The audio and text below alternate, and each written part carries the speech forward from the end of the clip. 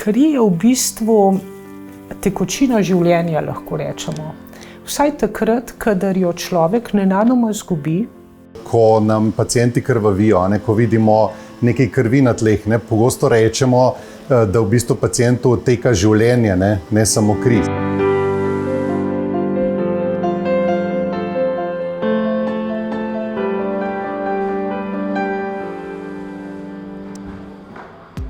Sem Peter Poredoš, sem zdravnik anesteziolog, reanimatolog in intenzivist in sem tudi krvodajalec.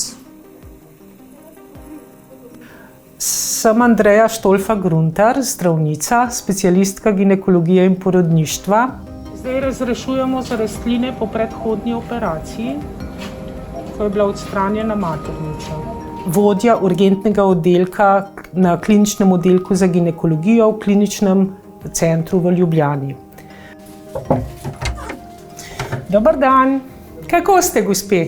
Sem krvodajalka od svojega 18. leta, na kar sem zelo ponosna in hkrati tudi hvaležna, ker mi vsakokrat, ko dam kri, to pomeni, da pomagam sočloveku. Moje ime je Klemen Dovč, sem pediater, endokrinolog. Največ se ukvarjam s sladkorno boleznijo tipa 1 pri otrocih. In sem krvodajalec, približno 20 let. Več kot 40 let je že od tega.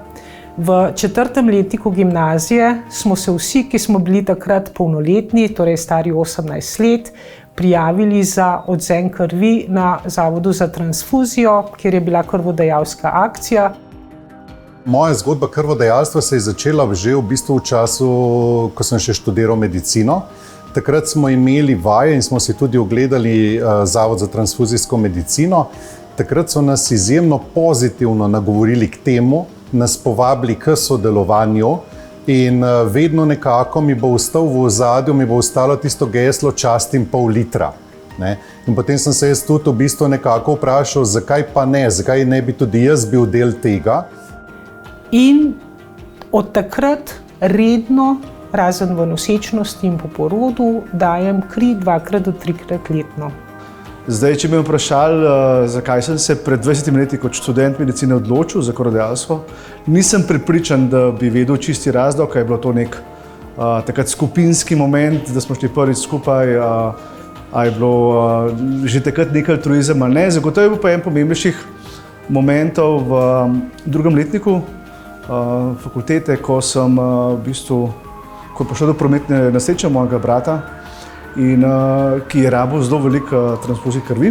In nekaj let kasneje pričel tudi sam kot predtem zelo boječ krvi postal reden krvodajalec. Tako da so nekaj let kar skupaj hodila, letos bom kri daroval 50-tič, tako da imam mogoče že kar nekaj znamenj od krvodajalskih odvzemov.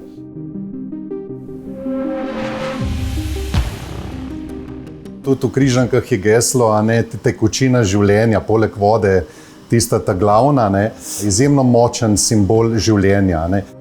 Mi kot anesteziologi, ko v operacijski, ko v urgenci, v intenzivi, vidimo, da kri odteka, se pravi, odteka po drenih, odteka v posodo, v kateri zbiramo kri. Vidimo krvave zložence, da ne rečem, da jo vidimo včasih na tleh. V bistvu vidimo, kako vsaka tista kaplja krvi, ki se izgubi, je za nas v bistvu, bom rekel, izgubljena oziroma, bom rekel, čutimo ob tem neko poraženost ali pa, bom rekel, bi si želeli, da bi jo lahko vrnili pacientu nazaj. Kadar dežuramo v akutnih situacijah, zagotovo šele takrat res dobro vidiš, kaj krvodajalsko pomeni oziroma kaj pomeni dober sistem, kjer je tako zdravilo, kar takrat kri je, kako lahko rešuje življenje in koliko je vredno. In predvsem tudi, koliko tega rabimo. Navsezadnje za neko masivno krvavitev, za neko politravmo lahko porabimo, bomo rekli, za cel dan krvodajalcev krvi. Ko sem videla, da lahko porodnica v 5 minutah izgubi tudi 2 litra krvi, kar je bilo zelo šokantno, sem spoznala, da je v bistvu nitka med življenjem in hudo prizadetostjo ali celo smrtjo, lahko zelo tanka. Mi se srečamo tudi s pacienti, pri katerih je potrebnih, imeli smo tudi primere 100 in več enot krvnih pripravkov, in to v zelo kratkem času, ki masivno krvavijo. In to so pacienti, ki na koncu spišejo neko za nas pozitivno zgodbo, ki nam dajo upanje, da vse to, kar smo naredili, dejansko je bilo vredno našega truda. In takrat predvsem taki pacienti dajo meni eno močno spodbudo ali pa zavedanje tega, zakaj je pomembno, da tudi sam pri tem sodelujem in da k temu tudi prispevam. Pogosto se mi je zgodilo, da ko smo v porodni sobi nadomeščali kri, bodisi pri carskem rezu, bodisi po naravnem porodu, da sem šla naslednje dni sama darovati kri, da sem nekaj povrnila tistega, kar smo porabili. Mislim, da smo majčkeno navdih in spodbuda drug drugemu. Tako da jaz sem prepričan, kar nekaj naših kolegov, tako zdravnikov kot tudi medicinskih sester in drugega osebja, dejansko so krvodajalci.